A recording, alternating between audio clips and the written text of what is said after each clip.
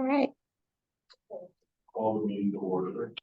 The continuation of August 10 meeting that was not completed. Okay, we can call to order. Last time we were not able to complete the meeting, so we are continuing. Thank you. Yeah, the minutes, that chance to look at the-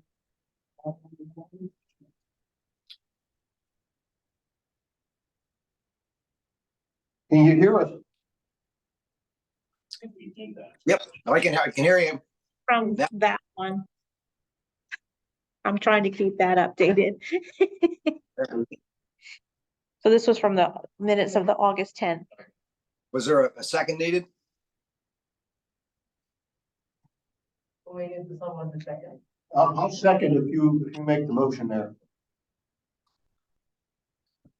Sounds good, thanks.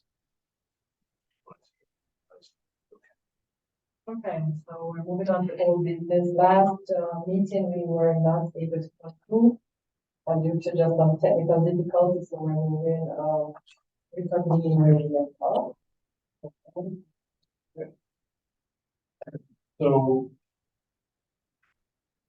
since the meeting prior to August 10, we had received two requests for advisory opinion. So I wrote up that per normal practice and wrote up drafts of to one advisory opinion 2023-1. And the second is 2023-2. And just stating in for everybody's benefit. I mean, I write these up based on, my interpretation of the question as well as the code of ethics. That's not meant to say that board shouldn't question and or voice their opinions on the analysis that I put down on paper, because potentially you couldn't disagree with me. But 2023-1 was requested from the mayor, primarily of whether there is a $150,000 limit on campaign contributions in an election year. And sort of a sub part of that request was a request for some clarification on the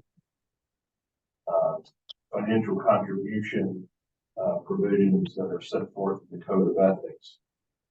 So I'll try to summarize what the multi-part opinion says.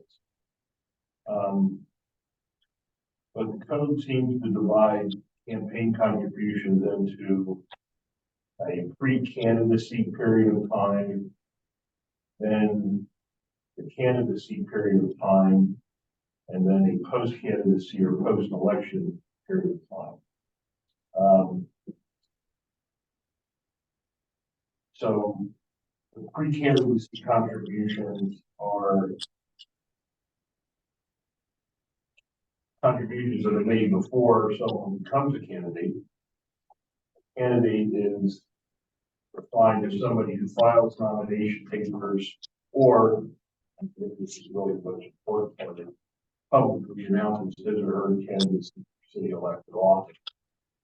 Because oftentimes somebody announces they're running before the actually, the nomination petition period is open for circulating petitions. And code does not appear to be any total limit on the amount of pre-candidacy contributions which an individual can make. There are, however, individual limits that apply. And these are periodically adjusted, so the amounts that are set forth in the code have actually gone up based on the inflation factor that's set forth in the code. But individuals can make a contribution that exceeds $2,700 subject to that adjustment. Political committees, 11,000.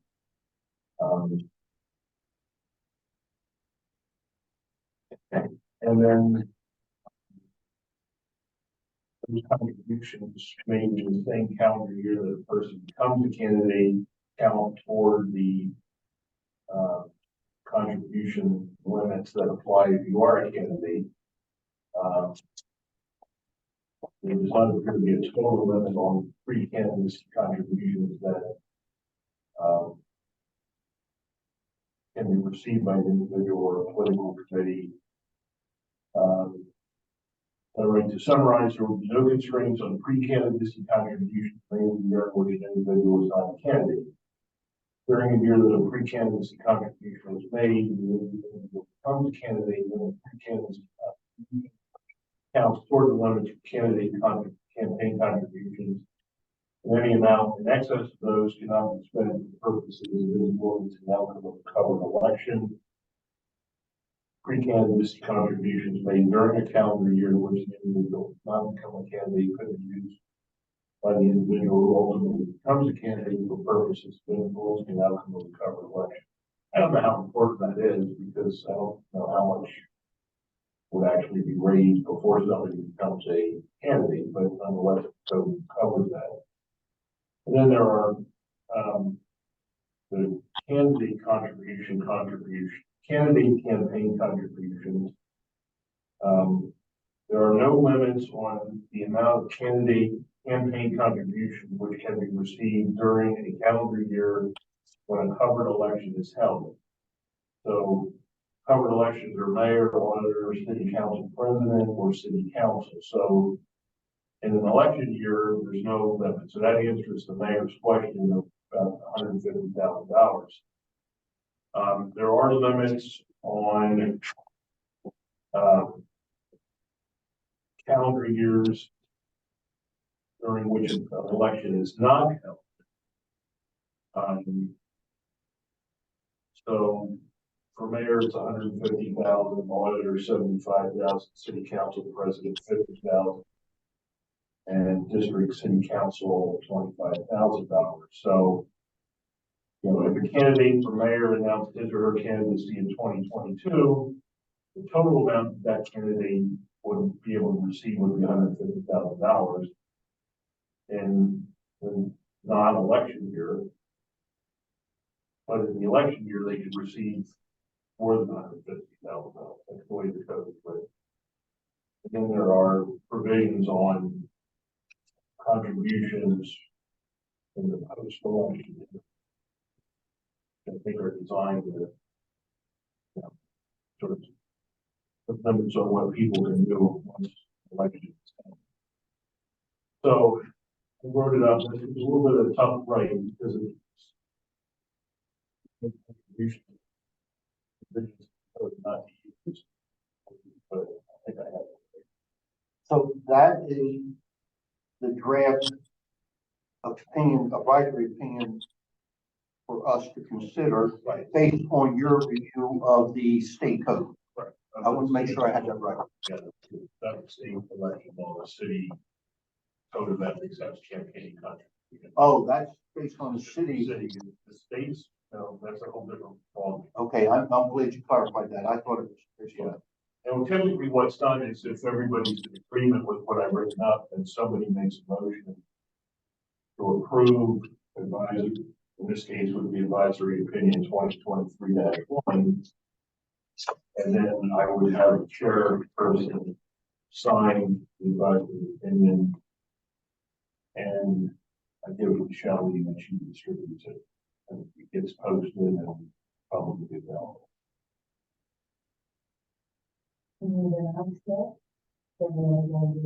you know, you need a motion and a second to approve it, and then we vote on. I'll make the motion to agree to a recommended draft. I'll second. And then you need to call for a vote. All those in favor say aye. All those in favor say aye. Aye. Aye. Or opposed, and then carries 3-0. I have a member of the public I'm gonna let in here, just so everybody knows. I'm sorry. There's a member of the public who's joining virtually. And then the second advisory opinion is 2023-2. Now this one, many merits of discussion. So we requested the city solicitor, and the request is whether your Litvinov, an assistant city solicitor since 2021, is required to complete and submit the statement of financial interest form issued by the Pennsylvania State Ethics Commission and the supplemental statement of financial interest form issued by the city of Reading. So, the Code of Ethics in section 5-1004 says any official or employee of the city or authority, board, or commissions with decision-making authority shall file with the city clerk a statement of financial interest for the preceding calendar year by May 1, and shall also file the city of Reading supplemental statement of financial.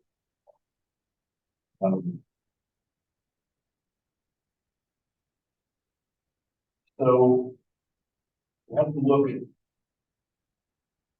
essentially to look at this in order to determine the question. You have to look at the State Ethics Act.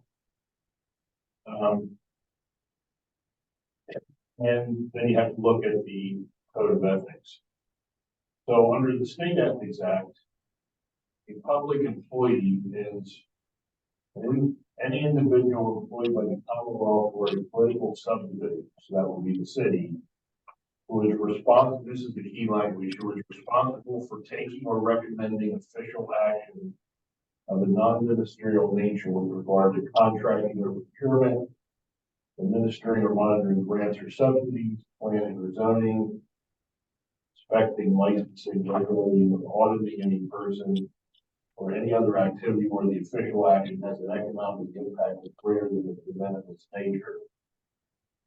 So that's the definition of public employee under the state law, and state law would require a public employee file the statements.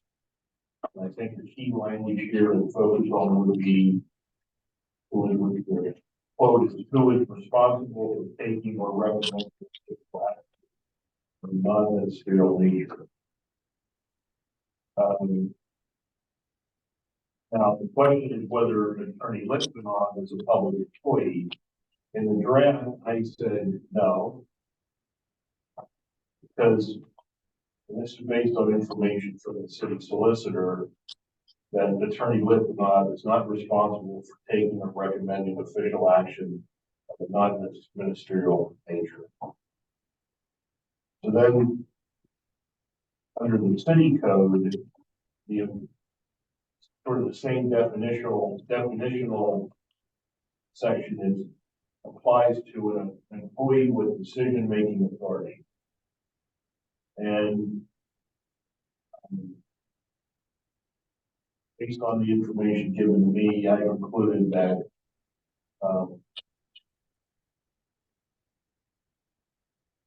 Attorney Litvinov would not have decision-making authority. So that's my conclusion in this draft was that as assistant city solicitor, he would not be required to file. Now, the reason I think this is more nuanced is Michelle gave me some information.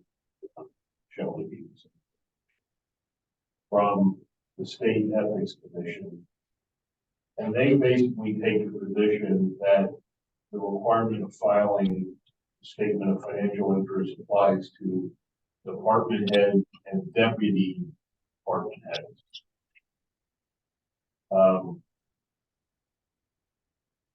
And then I have seen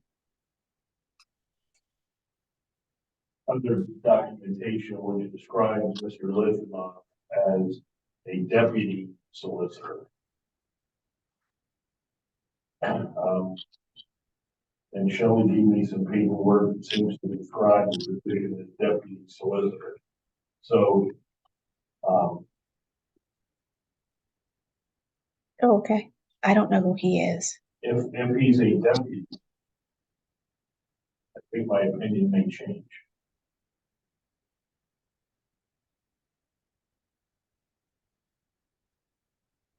So, May I ask a question? Has his job description been reviewed for decision-making power or not? I would say I would think that'd be a key piece. Now, I also hear the state law with the deputy piece, but I would like to know what the job I description haven't is. seen an actual job description. Based upon what Shelley said last week, though, it indicates that they was really saying that, right? Based on what she was saying last week, that they do have, they do not learn who was the other person is absent. Yeah, I mean, generally, that's the function of the deputy. That if the director or, you know, for my case, the city clerk, they're out of the office, you step into that role temporarily. There are specific things I may not do by state law when Linda's gone, but I don't think that changes the fact that, you know, the other day-to-day stuff would fall on the deputy. To me, that's the key. In the absence of the solicitor, that the deputy or assistant has most of the, if not all the, I mean, maybe I'm not hearing this right, has most, if not all of the job responsibilities. Yeah, I don't know if it's lagging away for a week, whether you're active. Yeah, I don't, you know, Frank told me that everything is run, every decision is made by him and or run through him. He was, I would say, trying to downplay the level of responsibility that Mr. Litvinov actually has. In practice, Jeff, I don't know how that works. I mean, I interface with the law department and other things, but I don't internally know how that works. And maybe we need to acquire more information to specify this. Yeah, I mean, I'm just thinking that if there's a medical condition, you know, that has affected the solicitor, and that could be his cognitive or her cognitive abilities, etc. That, you know, if then the deputy steps in, that it would seem that, you know, if I heard you correctly, that the state would require the deputy to file the statement of financial condition. If that's the case, you know, I would rather be on the side of the state in terms of a recommendation, but I mean, that's my thoughts. Yeah, I mean, Shelley gave me, I think this is some kind of an HR document. It's not a job description. Remember giving me that? That is an outtake of the city's position ordinance for 2024, which lists all of our jobs, our names, and our salary for, List, I'm sorry, that's for 2023. this list city solicitor, this deputy solicitor. Then there's an assistant solicitor position, which is paid less than deputy. And Well, in terms of hierarchy, though, I mean, usually, as Jeff was saying, if the person is out and somebody has to step in, they're all along with the point, somebody has to step in.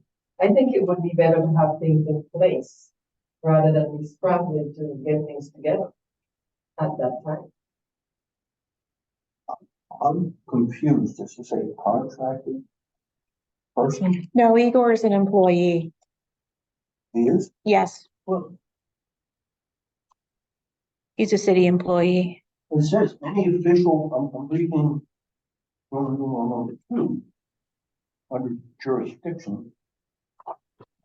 Any official or employee of the city or authorities, boards or commissions with decision-making authority, including advisory boards, shall file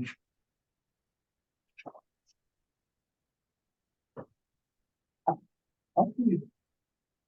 We on the solicitor's team and not be making advisory opinions? Well, in some respect, every employee has a decision-making Yes. authority. I mean, the custodian has a decision as to whether to sweep first floor hallway or the second floor hallway.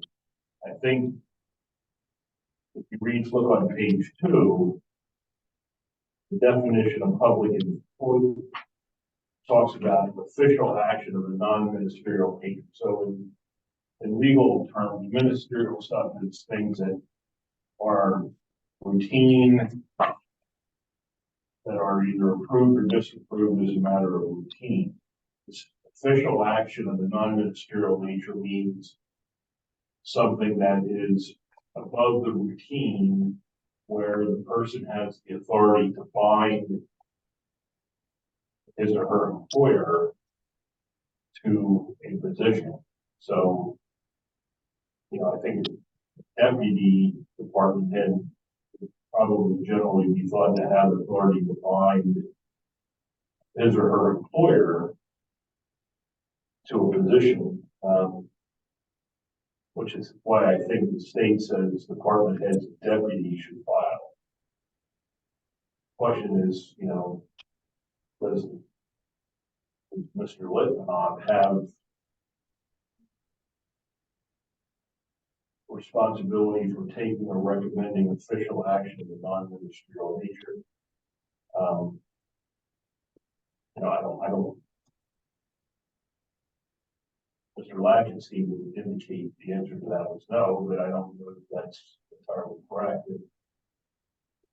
Igor is the deputy and he has a responsibility for the law department. If we want Fred's out of the office, I don't know how they function. And I don't either. I think, based on my past experience with the city, is the job description would kind of clarify that question. I have my own opinion, but without seeing the job description, I don't want to voice my opinion because I'm not. I can request it from HR. Yeah, maybe that's what we need to just hold this until we get more information. I know what decisions were made when I was with the city by solicitors and assistant solicitors and all that. And I don't know one of them that wasn't making some type of decision in this list of 1 through 5. So I'm having a hard time as a previous employee believing there's somebody in a solicitor's staff that isn't making those kind of decisions. I don't know why we'd have them if they're not doing it based on my previous experience, but the job description will really clarify that. Yeah, I would agree with Ralph, and the question is, again, whether this person has to file a financial position, which, geez, I just think that's should be routine, based on the position. But I think the job description would be good to take a look at. Not really, he shared with me that he filled out the statement of financial interest, shared it with me. I mean, truthfully, there's nothing on there that I think is more a matter of principle than anything. It's not like there's anything on there that really any nature that making it publicly available would be a problem.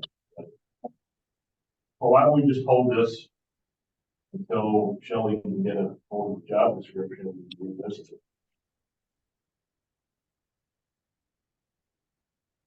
I'm fine with that if the other board members are. You okay? We just hold this until the next meeting, Jeff? Yeah, that's fine with me. Thank you. All right. And I will get through Shelley the 2021 or 2023-1 for you to sign. Get it back to Shelley. So we are all in agreement that we'll wait and the job description will be paid. Yes. Okay. Talk a bit about the campaign finance report. Kind of covering that. Well, I'm, okay, so the next bullet point is board policy. Well, for your benefit, if you get to the point where there's going to be a hearing, we had instances in the recent past, the last 5 years, trying to compel the attendance of the witness to testify at a hearing.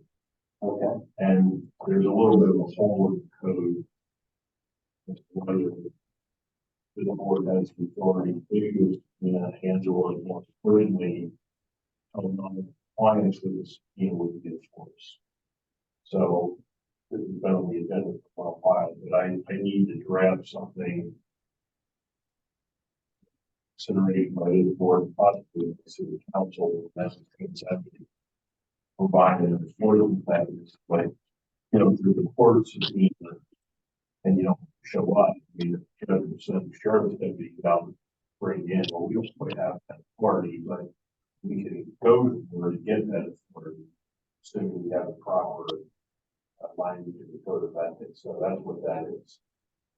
And then the next bullet point is, So, if I may just make sure I understand, so our decision is whether we want to give ourselves the authority to go to the court if we feel it's necessary? well, we can't give ourselves an authority to city council. Yes. So this would be, I think, an amendment to the code of ethics that would allow for just forces somebody spend part of this. And does this happen often, that we subpoena people one time and they didn't show anything? Some of them showed, not all of them did. Investigating officer. Where we came on that, or figured out a way to get.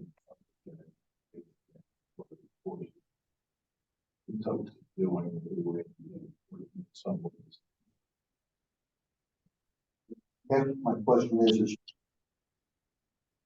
this something that can be addressed on a case-by-case basis, or is it best to be addressed with a approval by council in advance? I think it's best addressed in advance because when this issue came up, there were witnesses who were not involved in the, I think the lawyer, the investigating officer,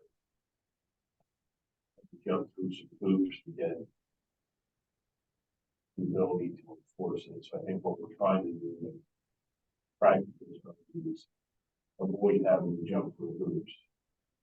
Understood. I just wanted to get a little bit more background. Thank you. And I think the next thing we did talk about the board policy on enforcement submission of campaign finance reports. You're going to draft some. And it's in the packet. Yeah, so I wanted everybody to take a look at that. The policy is there as well as the 2 letters that we sent out. And then I also want to get your guidance on what I should do now that the first half of this election cycle is over with the people who did not submit the forms that they were supposed to, even if they have not advanced to the general election. Do I pursue that or not? So I wanted to get the board's opinion on that as well. People who did not submit their finance information, but are not on the general election now on the ballot. Do I keep pursuing them? They lost the primary, but they didn't send me their information. Do I continue pursuing them or do we let them go? So that is another piece of, that's not in here because I need the board's guidance on that. What has been practice route is there are financial reports that haven't been submitted by 6 weeks for the primary. And there's one to like there's like 2 weeks, and then there's 24-hour reporting, and then there's like a 30-day post, I believe. Election, state election code, there's fairly well laid out milestones of when candidates or candidates, campaign committees have to file the campaign contribution funding reports. The theory is there is no the state election code does not put any limits on what somebody can donate to a candidate. The code of ethics does, but you know, transparency is thought to be the rule. So we have people that fail to adhere to these deadlines, don't submit their reports. So there's a process where Shelley starts to nag them. And she's good at it. Oh, I'm glad you said that about me. Sorry. Kelly's very good at encouraging people to cooperate. How you like that? I like that.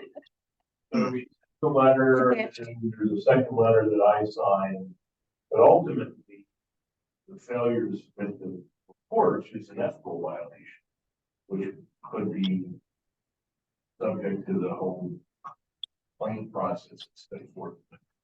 But that makes over. We agreed last time that she would memorialize this policy to be adopted by the board. To answer your question, my recommendation would be that this would apply to people who, even if they lost in the primary, they still would have the obligation to file. okay. So is that a I, state? I'm sorry, Ed, I didn't mean to interrupt.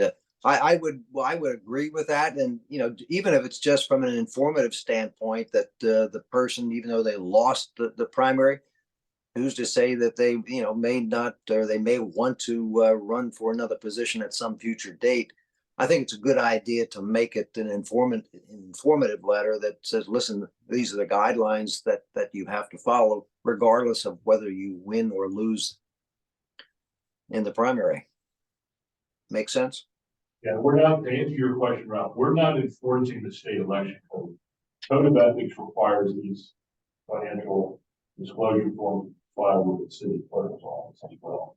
Because there were problems in the past, you know, they get filed under the state election code, they get filed with elections bureau or at court or the county services building. And they were not as good about putting them up on the website. And so this was an amendment to the code of ethics to require them to also be filed for city elections only. Filed with the city clerk's office, because they put them on the website, so it's public. You know, you don't have, with the county not putting them on the county website, somebody who wants to investigate whether Ralph Johnson filed all the reports or who Ralph Johnson got his money from would actually have to go to the services center, to the elections office, and a copy of the report. So the city makes it a lot easier because they put them on the website. So they're violating the ethics. They're violating the city code of ethics by not filing with the city. And I take it there's no repercussions for not cooperating with the ethics. But by adopting this policy, but what we're really saying is if you don't file with the city, you're going to be subject to an ethics complaint. And there's an ethics, because we can file our own complaints. Oh, okay. And if we file a complaint, it'll go through the whole investigation process, possibly lead to a hearing. And at the hearing, assuming you find the person guilty, which seems likely, they either filed or they didn't file, you then have a range of penalties, including fines that you impose on the recalcitrant person. So there is heat to it. And we, you know, they get a couple of warning letters. So what you would want to do, Shelley, is have a motion to approve this policy with the addition of language that this also applies to candidates who lose in the primary. Yes. Somebody want to make that motion? I'll second. I made it. Okay, All in favor? All right.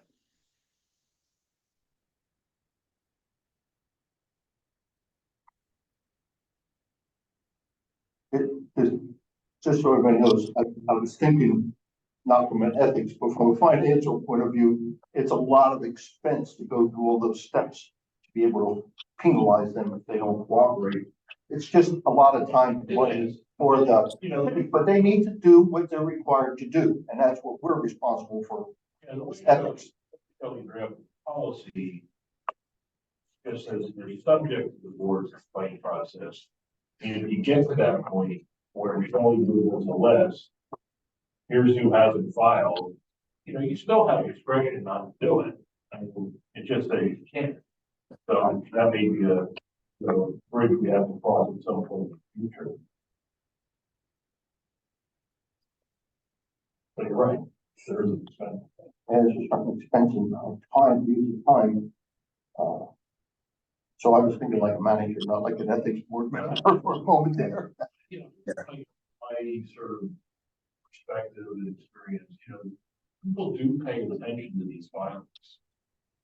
I mean, Okay. not maybe the average tax-paying citizen, but there are people that watch these things. If it's not filed, then you don't know where the money is necessarily coming from. You know, avoid a lot of questions too. Mhm. Because it just stops a lot of problems that come. And it discourages because people who may want to run it, they're standing against them. Well, that also gives you a little more teeth in your letters too. Yeah. Which may avoid having to take it to a point over here. Which is So, why I nag them, what's that? which is why I nag them. I think we're not having the guy here, we give him a couple. Sure. Mhm. But from an ethics point of view, yes, I totally support what was being proposed.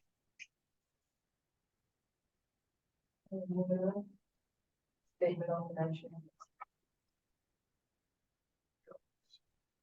I am still, although it's slowed down, I am still working on that with people. Those who, I believe it was about half of the original list did not respond to the state's first letter. So they got a second letter from the state giving them 20 days. And if they don't file within those 20 days, then the state will pursue those who haven't filed for 19, 20, and 21 in their own complaint. Sorry, what was the last part of that? The state will file fines against those who haven't completed their 19, 20, and 2021 financial interest statements.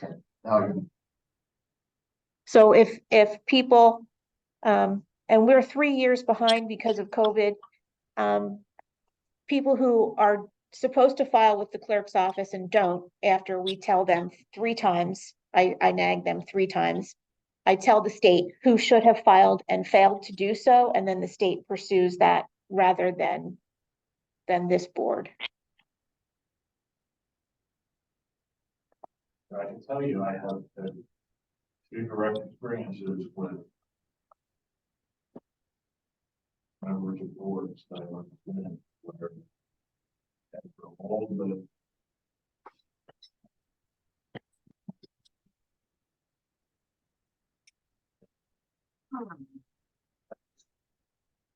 still haven't filed, they will file one.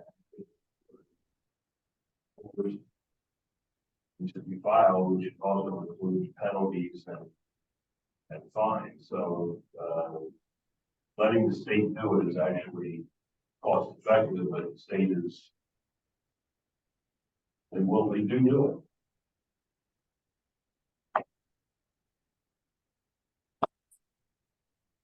so we're actually on statement of financial interest audit, right? Correct. Now, I'm sorry, we went through that finance report review. You said you kind of had that under control? I do now. You The did. only, Talk to you. the only thing I wanted to say about that was, did this board wish to do an actual physical review of the reports that are submitted to me, or do you just simply want me to put them on the website and file them in my to ensure that nobody makes contributions that are higher than they're supposed to, you know, all of that kind of, But that would be up to this there's no board. reason for that. I really don't Oh, you I don't? don't, accept them, I don't- stamp them, I send them on the website, and then they go in my file. I really don't look at them very closely. yeah, I don't think the board has to review. That's my own opinion. If you're, I'm sorry.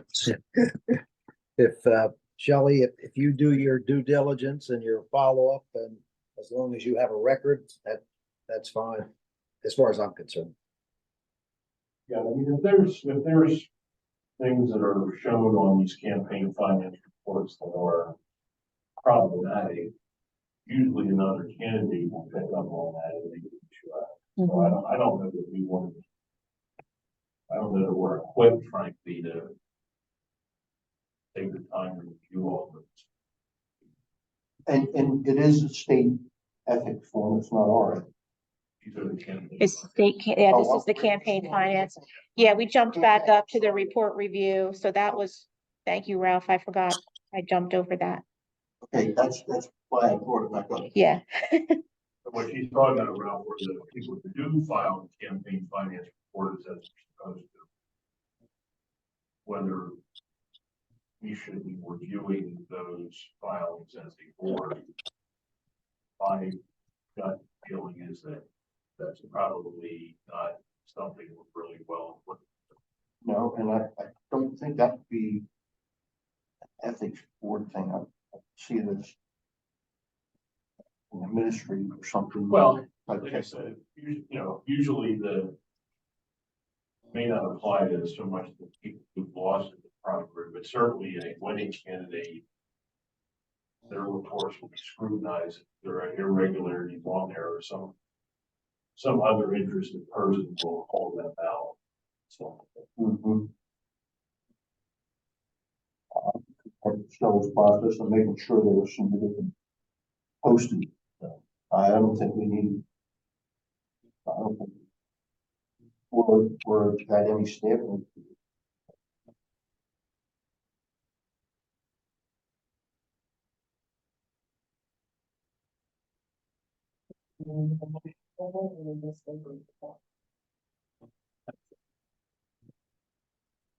Okay, so we're, going to new business.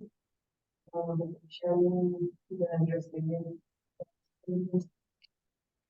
Yeah, Ralph, just so you're aware, the ethics code changed so that if anyone receives a gift, they report that to the board as before, but now the board reviews that to determine whether or not the gift should be returned or may be kept by the person who received the gift.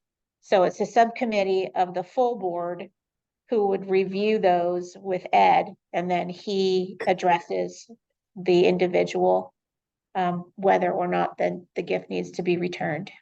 as a subcommittee, it's limited to 2 members of the board. Because if 3 members of the board come together, then you have to consider the public. 2 members get together. So in the past, when Jeff and was Dr. Joe Ambray,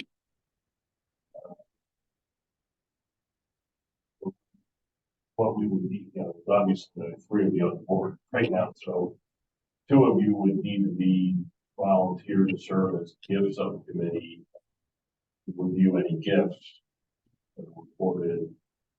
And we would need, whoever is willing to do it, we would need motion to approve the appointment of those 2 board members to the gift sub.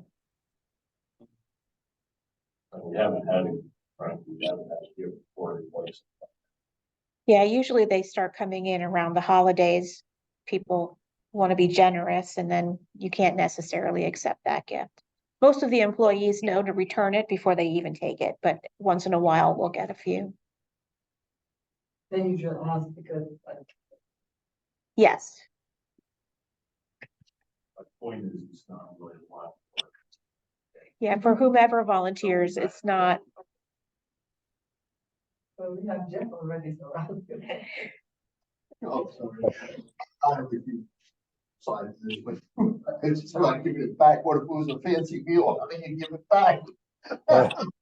Meals are exceptions. They don't have to even tell us about the meal. Yeah. I'm sorry, I was. The minimum threshold, it has to be worth $50. Oh, okay. If somebody gives you a pen or pad of paper with a, take that without shrink that, yeah. Yeah. No luxury vacations. One with the trip to be paid for, it would tend to, like a seminar, that was put on by a company that could be a vendor, Yes, that type of thing. I'm well aware there's a company that does that in the water wastewater industry. I think we ruled that given enough to accept. I believe you're correct. For the t-shirts, I thought we did. Yeah, That was baseball tickets. Mission, yeah, hats, shirts, tickets, because of their Yep. duties at the stadium. Oh, who's gonna join? Between you and the. Yeah, I do, Yeah, it's the motion is, somebody needs to make a motion to appoint Ralph and Jeff. If so, And at some point, can I point to or just one? you can move. Oh, okay. So point Jeff and For a second. Jeff, are you second or am I that recommended you and I? Yeah, I'll second. That's fine. All those, Aye. I, I don't do that. What is tomorrow will be 10 gift forms. I know. A whole department will have gotten some kind of gift card. What I usually do, Rob, is, there's a pretty quick turnaround. I think it's 21 days. I didn't bring my code with me. Yeah, there's a pretty quick turnaround. It gives up to the actually making a ruling. So, I usually write something up.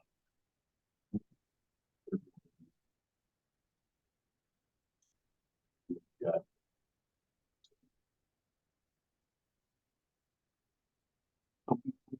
Do it by written communication rather than meeting. Right. Good.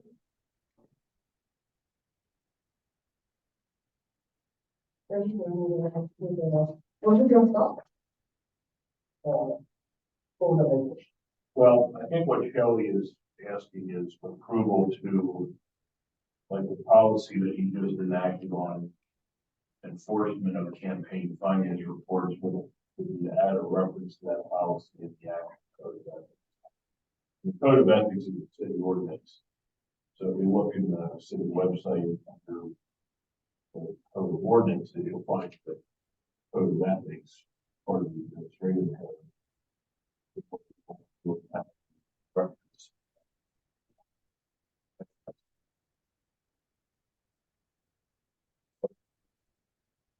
I would probably, yeah. That way, anybody looking at those are the board policy on enforcement. Campaign finance reports.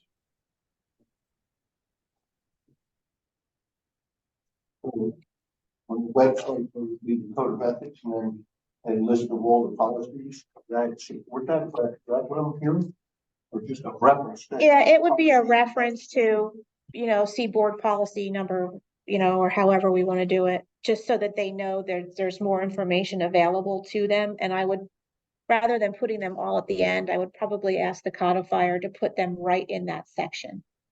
So that when you're reading the campaign finance report section, right at the bottom of that is board policy, additional information, please contact, or whatever, somehow. I'll come up with the wording. Yeah, how would they? So I say I see that there's policy 2023-1. What do I do about that then? And I want to know about it. Do I call you or We it's gonna be right there? That's what I'm trying to figure out. we can put them on the ethics web page for the city, or we can have them contact the clerk's office. It would be up to you know, what you all think. We can do it both ways, either way.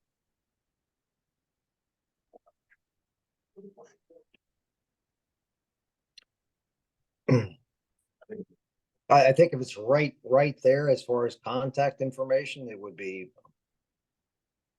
probably easier. I agree, Jeff. Any questions, contact or see the website, whatever, but that's a logical question. If you have questions and you're reading that and say, okay, who do we contact? I think that's good.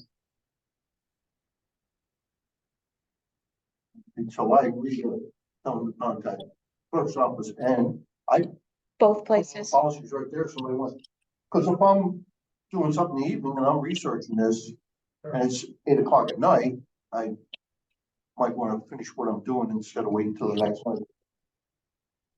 So I like the idea of both. Do we need to make a motion on this? I'll move to add policies, references in the code of ethics, and to point out that you can contact the clerk's office or see the ethics board's website for description or for each policy. That worked out? I'll second that. On favor? Aye. Aye.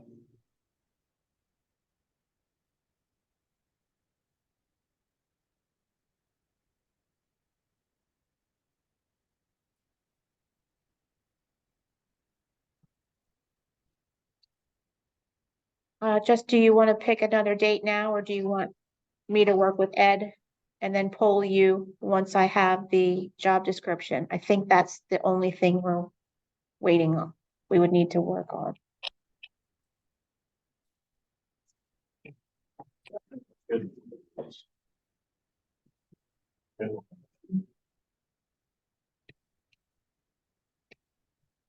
Probably best if you would talk with Ed and come up with a couple of dates. I know a pretty busy schedule in September, but so let me know.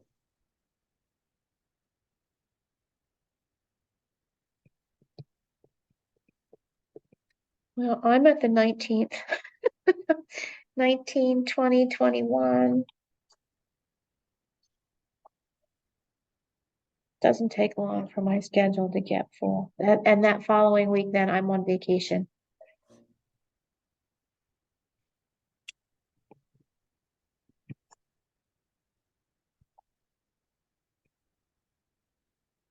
Shelley, that if it's a Tuesday, we're typically watching the grandchildren, and I can probably get on Zoom call.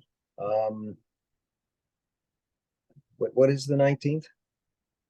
The 19th is a Tuesday. Ed is still checking his schedule. Okay. That's Warner's. Okay. Wednesday, 20? Where are we headed then? No, September 20. September 20. September 20th, Jeff, that's a Wednesday. Yeah, I can't bring up my schedule. I'm on my phone now. 20th doesn't work. I already got a point twice. I don't- Okay, so then 21, 20 is out. 21, Ed? Or do we want to look at October? Thursday, the 21st? Hmm. Yeah, I can't bring up my schedule. I don't. Traveling, Hold okay. on. All right, then Ed and I will work on some dates and I'll circulate them by email. Okay. It looks good for me for the Tuesday, Wednesday, Thursday, that 26th, 7th, and 8th. You're all welcome to meet without me. It's on I'm on vacation. City Park.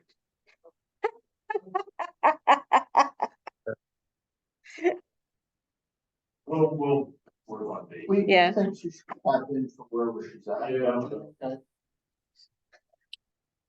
I don't know if I'll have very good coverage where I'm going either. I don't like to travel with my laptop. Yeah. Makes me think I need to work. Mhm. Don't blame you, Shelley. And we said the 14th didn't work. I think we had agreement that Ed and Johnny will work it out and let us know. We have to have access to the schedule. I Yeah. was just saying, instead of going backwards, I was trying to. go towards the 14th. Yeah, I don't think I had any evenings available. That's why I jumped to that last week. Let me just look again. It was just starting to get back there pretty far. I could do 14. 14. Thursday, 14. Okay. So let's pencil that one and I'll just double check with Yeah, Jeff. we're gonna tentative September 14th. Shelley will get with you to check your schedule tomorrow. And that's a Thursday. Okay, I'll have to check. Yeah, I'll send you an email and Okay, see if it's available. okay.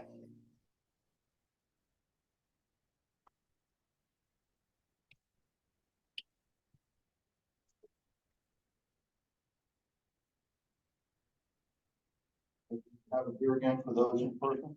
Yep, we can keep doing hybrid if that works. That works for me. It works for me.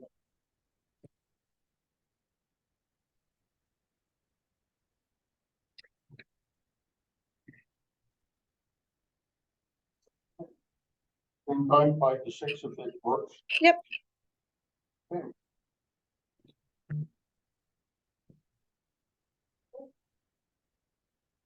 We have to adjourn, we just adjourned. You can either adjourn. She adjourned the meeting. Thank you all. I'm good. We're good. Thank you. Thanks, Thank you. everybody. Have a good evening.